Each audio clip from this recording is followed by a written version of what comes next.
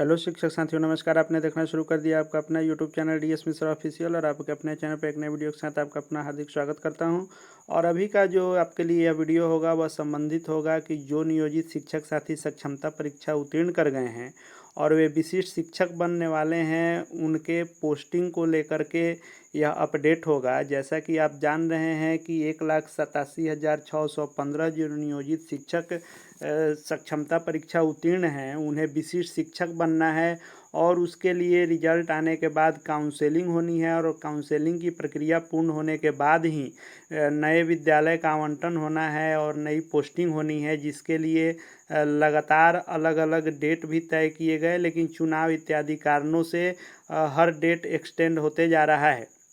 और बीच में आपने यह भी खबर पढ़ा था कि शहरी स्कूलों में 72 अंक वाले शिक्षक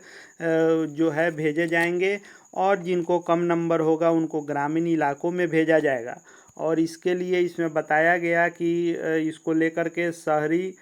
स्कूलों के लिए और ग्रामीण क्षेत्र के स्कूलों के लिए अलग अलग रिक्तियों की गणना को लेकर के विभाग कार्य कर रहा है, और शहर में कितनी रिक्ति है और ग्रामीण क्षेत्रों में कितनी रिक्ति है, जिन रिक्तियों के विरुद्ध जो है यह नई पोस्टिंग होनी है, तो इसको लेकर के जो सॉफ्टवेयर बनाया गया है और उसमें जो अपलोडिंग की प्रक्रिया शुरू हुई थी, उसको लेकर के आपने इस न्यूज़ को देखा होगा। आज के वीडियो में हम लोग जानेंगे कि नया अपडेट क्या आया है। नियोजित शिक्षक साथी जो सक्षमता उत्तीर्ण हैं, उनको विशिष्ट शिक्षक के रूप में नए विद्यालय में योगदान करने के लिए जो पोस्टिंग होनी है, उसको लेकर के क्या अपडेट शिक्षा विभाग का आया है, उसको हम लोग आज के वीडियो में जानने वाले हैं। तो वीडियो आपके लिए महत्वपूर्ण होने वाला है, वीडियो में अंत तक बने रहेंगे। और यदि अपने चैनल डीएस मिश्रा ऑफिशियल को अब तक आपने सब्सक्राइब नहीं किया है तो चैनल को सब्सक्राइब करके बेल आइकन को प्रेस कर लेंगे, ताकि आगे भी शिक्षा जगत एवं शिक्षकों से संबंधित हर एक छोटी बड़ी लेटेस्ट अपडेट आपको मिलती रहे।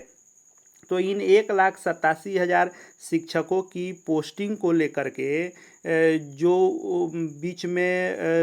विद्यालयों के रिक्ति को लेकर के भी शिक्षा विभाग में मंथन हुआ था कि इन रिक्तियों की गणना कैसे की जाएगी, कितनी रिक्ति कहाँ है। और उसके लिए जो शिक्षा विभाग के द्वारा जो पूर्व में अप्रैल महीने में ही सभी डीपीओ को पटना बुलाया गया था, ताकि अपने अपने जिलों की रिक्ति दे सके, लेकिन कुछ कारणों से वह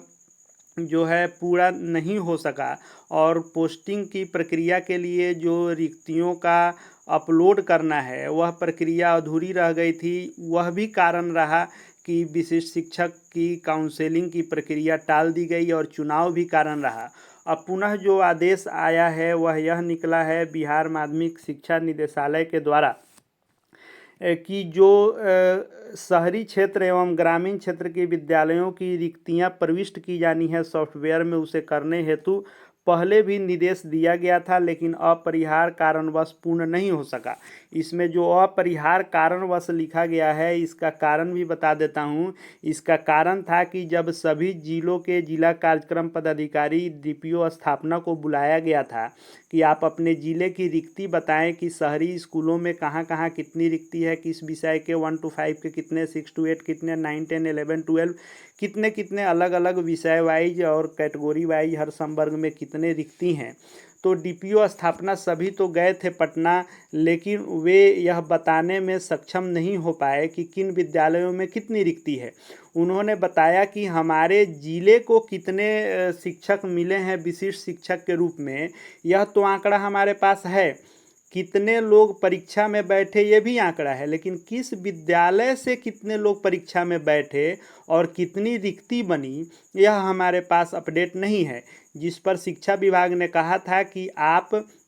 बिहार विद्यालय परीक्षा समिति यानी जो सक्षमता परीक्षा आयोजित करने वाली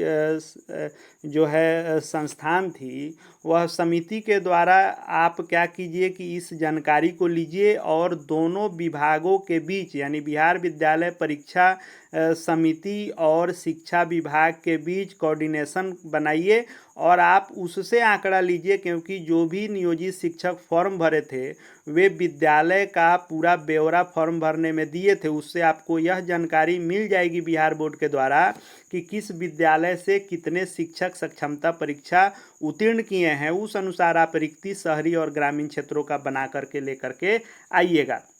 अब उसी संदर्भ में यह जो आदेश दिया गया है प्रमंडल वाइज कि पूर्णिया का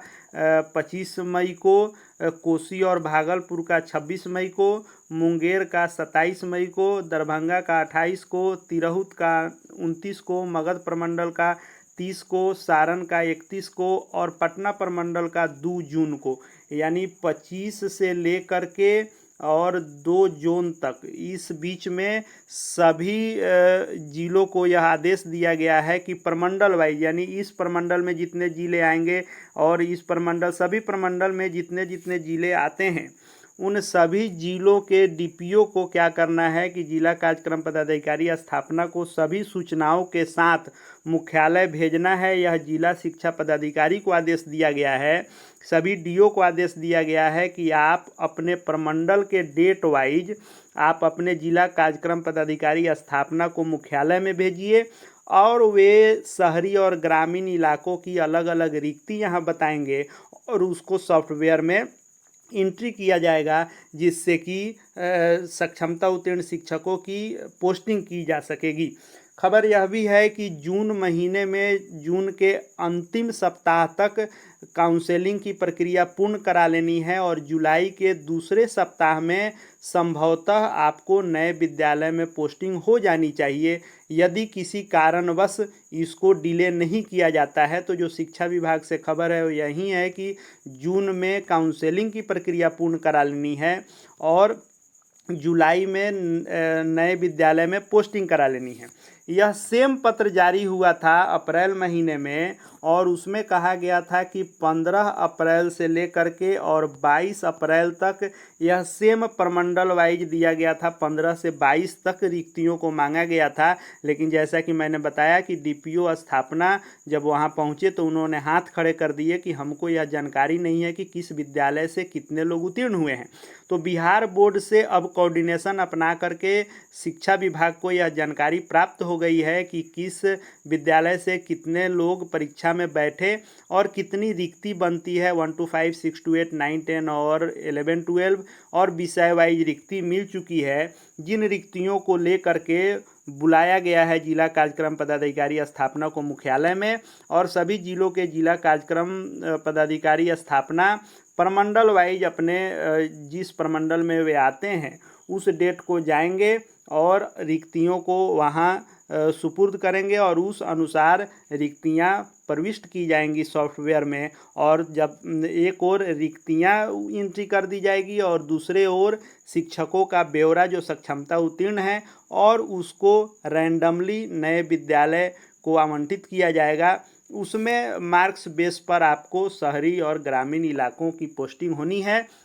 तो यही अपडेट निकल कर के आ रहा है कि 2 जून तक इस प्रक्रिया को पूर्ण करने का आदेश है। यानी ऐसा अंदेशा लग रहा है कि जून में काउंसलिंग और जुलाई में जो पोस्टिंग की खबर निकल कर के आ रही है वह हो सकता है कि संभवतः उस डेट में यह प्रक्रिया पूर्ण कर ली जाए। अब रही बात की न्यूज आ रही है कि दूसरी सक्षमता के लोगों को भी एक साथ की जाएगी। तो ए स्टेट का फर्स्ट शिफ्ट चल रहा है, पेपर 1 का, सेकेंड भी जून में होना है, लेकिन इस बीच में जो गैप है जस्ट चुनाव बाद 4 तारीख के बाद हो सकता है कि सक्षमता 2 की परीक्षा ले ली जाए। यदि उनको भी इस साथ करना होगा तो उनका बहुत जल्दी परीक्षा लेके और रिजल्ट प्रकाशित कर दिया जाएगा। लेकिन ये भी हो सकता है कि सिर्फ सक्षमता 1 की भी तब तक काउंसलिंग की प्रक्रिया शुरू हो जाए और पोस्टिंग हो जाए। या आने वाले वक्त में जो भी लेटेस्ट अपडेट आएगा उसको लेकर के मैं आऊँगा। आगे भी शिक्षा विभाग शिक्षकों से संबंधित एवं विशिष्ट शिक्षकों से संबंधित हर एक छोटी बड़ी लेटेस्ट अपडेट से अपडेटेड रहने के लिए चैनल से जुड़ जाएं। चैनल को सब्सक्राइब करके बेल आइकन को प्रेस कर लें ताकि कोई भी शिक्षा विभाग की जो महत्वपूर्ण खबर हो